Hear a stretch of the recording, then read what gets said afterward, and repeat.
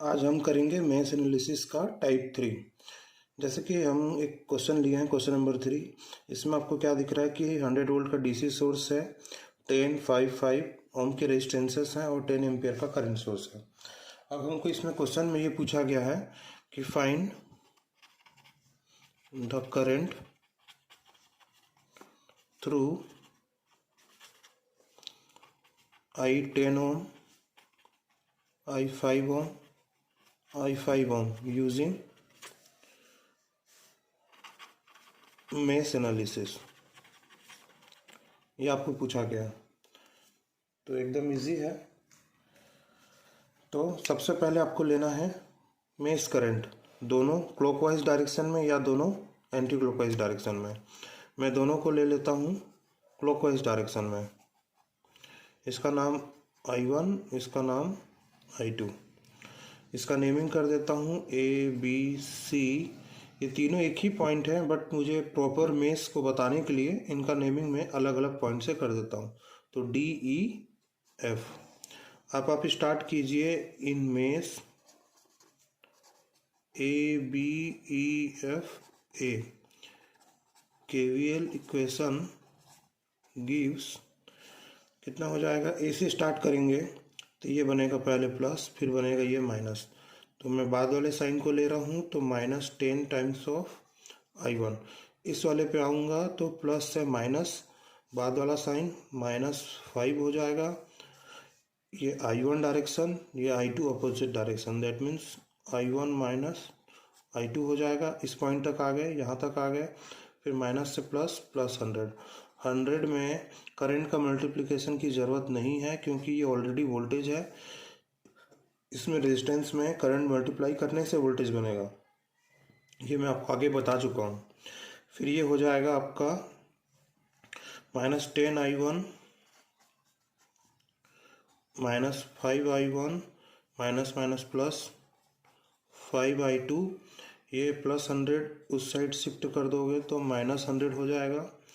ये दोनों को ऐड कर दोगे, -15 I1 plus 5 I2 equals to -100। ये हो गया आपका पहला इक्वेशन।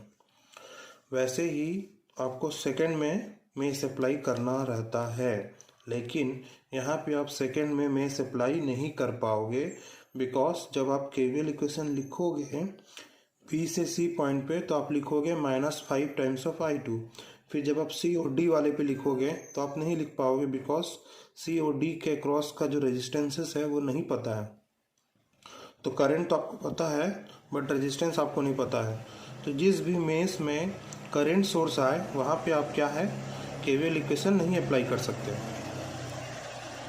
ठीक है, तो आपको क्या करना पड़ेगा, यहाँ पर का केवीएल इक्वेशन लगाने की ज़रूरत ही नहीं है। अगर आप यहाँ पे ध्यान से देखें तो BCDE पे मैंने क्या डिनोट किया है, करंट I2, और सर्किट में क्या डिनोटेड है कि EDCB में क्या करंट फ्लो हो रहा है, 10 एम्पियर। दैट मीन्स I2 क्या है, -10 एम्पियर के अपोजिट में है। तो ये हो गया आपका सेकंड इक्वेशन। इसको बना दो इक्वेशन नंबर 2। इसको लिखो put equation 2 in equation 1, we get, कितना हो जाएगा, तो ये हो जाएगा -15 times of I1 plus 5 times of I2, और I2 की वैल्यू है -10 इक्वल्स टू -100। तो ये हो गया -15 I1 इक्वल्स टू हो जाएगा ये -100, -50 इधर आके हो जाएगा +50। तो ये हो जाएगा I1 equals to -100 plus 50 divide by -15। तो ये I1 इक्वल्स टू कितना हो गया, -50 बाय -15, यानी कि 50/15। तो ये हो गया 5 10 जा 15 और 5 3 जा 15, यानी कि I1 इक्वल्स टू 3.333 एम्पियर। इसको दो प्लेसेस तक लिखना जरूरी है, तो हमारा I1 कितना आ गया, 3.33 एम्पियर। यानी कि 10 ओम में कितना करंट फ्लो हो रहा है, 3.333 एम्पियर। अगर कोई आपसे पूछे कि इस 5 ओम में कितना करंट फ्लो हो रहा है, IBE, या फिर I5 ओम वाले ब्रांच पे कितना करंट फ्लो हो रहा है। तो आपको करना है I1 minus I2, I1 minus I2। I1 कितना है 3.333 और I2 कितना है -10। तो ये कितना हो जाएगा +10 और ये हो जाएगा ऐड करने से 13.333 एम्पियर। देखिए मैं हमेशा यूनिट को कैपिटल में लिखता हूँ, यूनिट कैपिटल में लिखा जाता है, ना कि स्मॉल है या स्मॉल वी।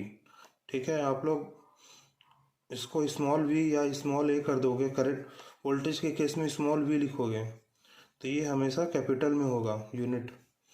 ठीक है, कैपेसिटेंस का फैरड कैपिटल में होगा,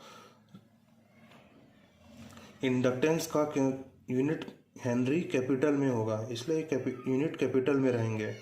ये हो गया इस वाले ब्रांच का। अगर आपको पूछे कि I5 ओम इसमें कितना फ्लो होगा, तो वो आपको पता ही है, कितना के इक्वल, I2 के इक्वल, दैट इज -10 एम्पियर। अगर आप B से C लिख रहे हो तो -10 एम्पियर, B से C लिख रहे हो, B से C लिख रहे हो तो -10 एम्पियर।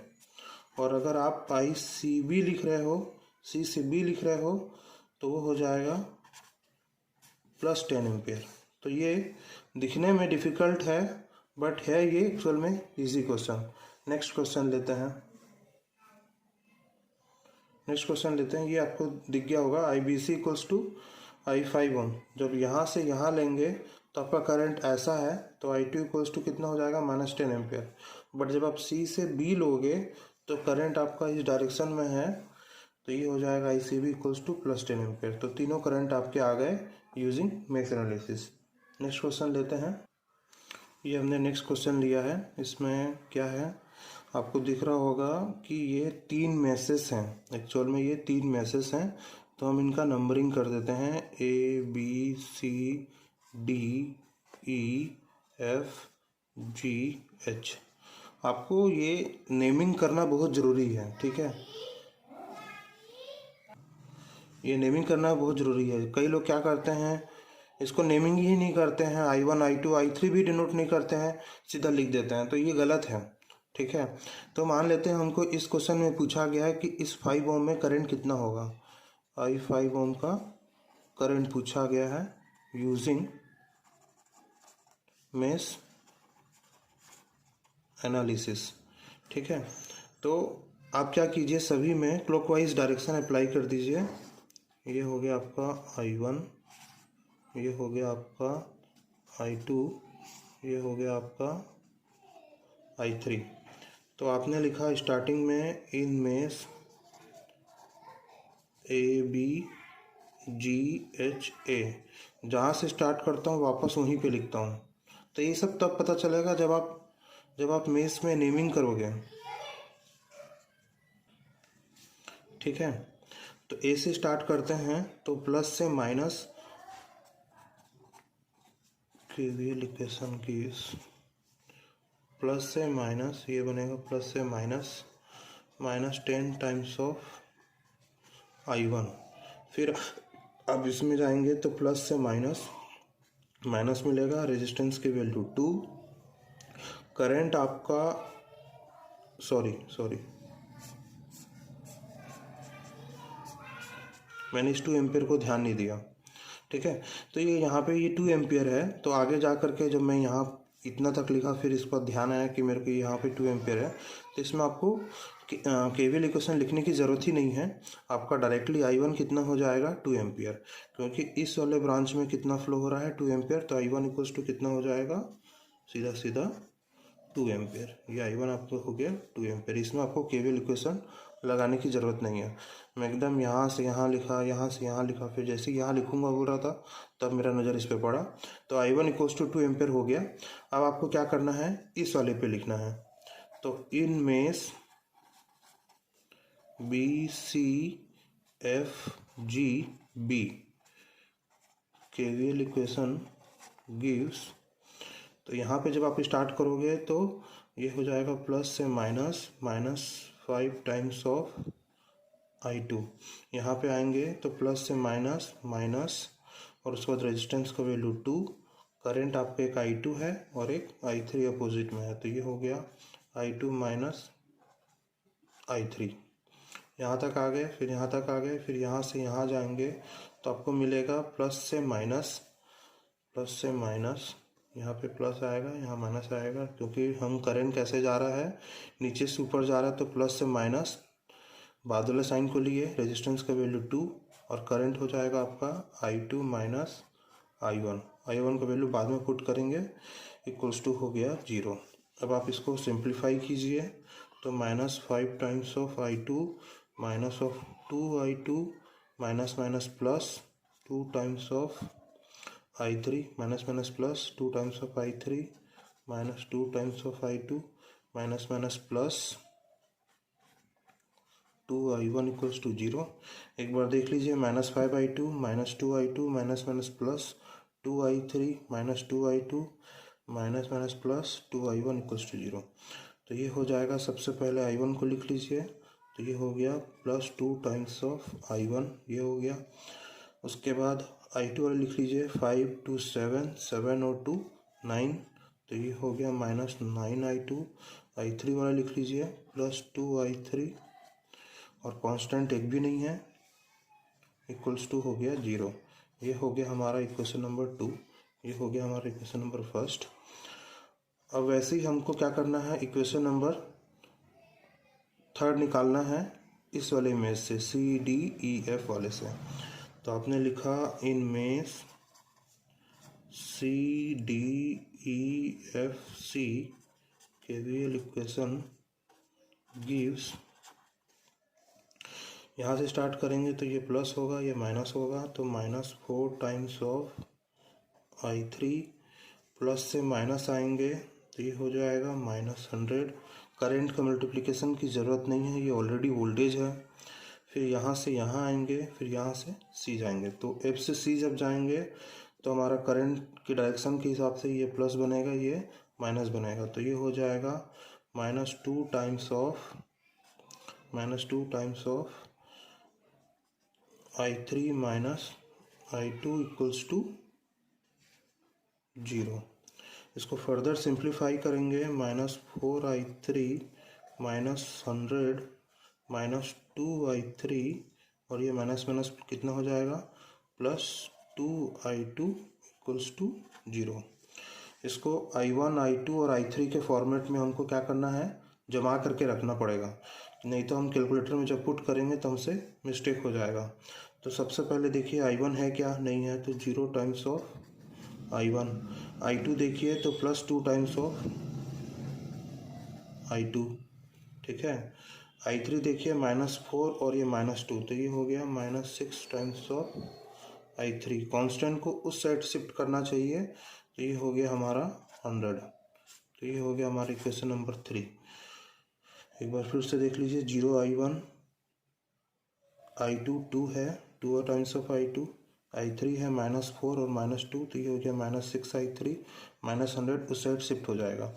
इक्वेशन नंबर 2 को आप और सिंप्लीफाई कर सकते हैं जब आप इसमें I1 का वैल्यू को पुट कर देंगे यहाँ से, तो ये हो जाएगा आपका 4 times of I1 minus 9I2 plus 2I3 equals to 0। ये हो गया आपका इक्वेशन नंबर 2, ठीक है।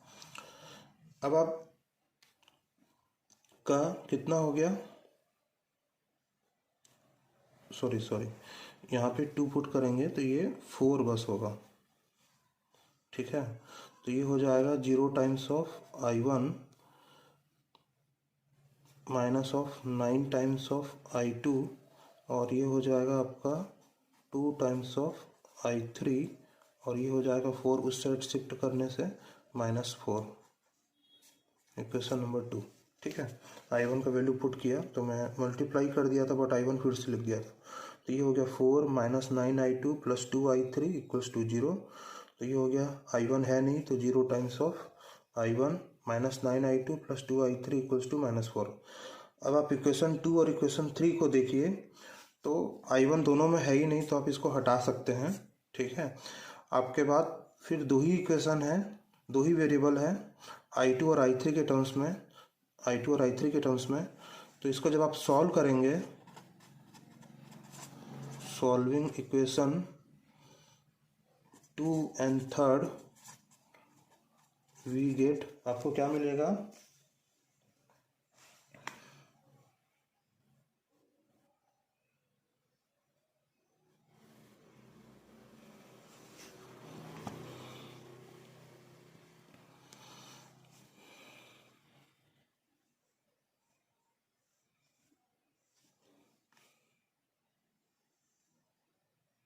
Solve system equation using two equations, तो ये हो जाएगा -9 I2, फिर +2I3, फिर उसके बाद -4, ये हो गया यहाँ का, उसके बाद ये हो जाएगा 2I2, तो ये हो गया 2I2 -6I3 और ये 100, फिर इक्वल्स टू दबा दीजिए, कितना आ गया, I2 इक्वल्स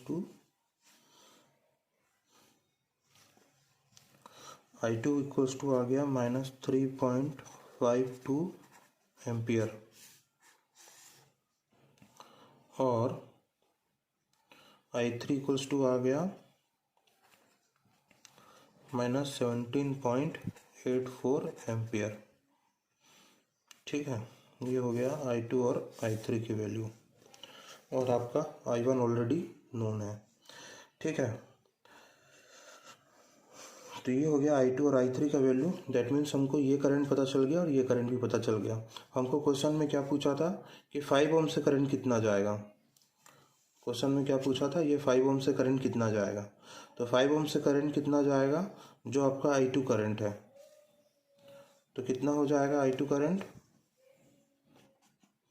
इस 5 ओम में जाने वाला करंट कितना हो जाएगा, I5 ओम इक्वल्स टू कितना हो गया, I2 करंट, और I2 करंट कितना आया, -3.52 एम्पियर।